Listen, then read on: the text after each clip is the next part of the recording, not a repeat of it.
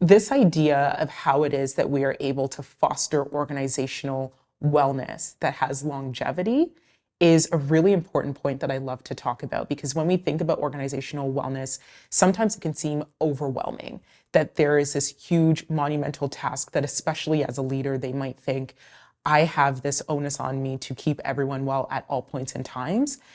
Or even as an individual within an organization, we tend to think that my own wellness is something that is solely on me. And in my talks, I love to think about this idea of shifting away from self-care to taking care of one another.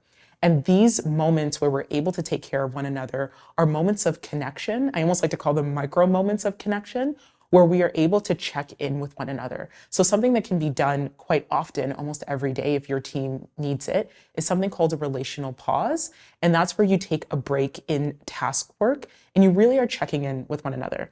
And so I encourage the audience to almost put on their psychiatrist hat. And it's like asking someone, how are you doing today?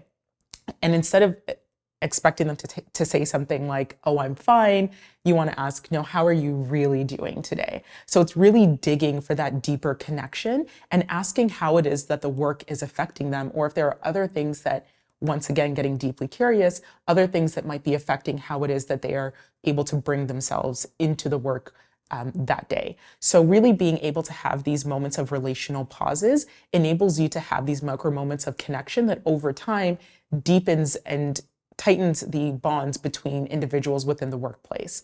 And so once again, it's important to follow up that deep curiosity during the relational pauses with moments of validation and gratitude, importantly, if we're able to piece that in. And so I like to borrow from my experiences and my education as a psychiatry resident, as well as with my background in leadership as well, bringing that together and imparting some therapeutic principles that everyday individuals would be able to use, so that during these moments of deep connection with other individuals, they are able to create a space that is safe and welcoming, inviting, and inclusive.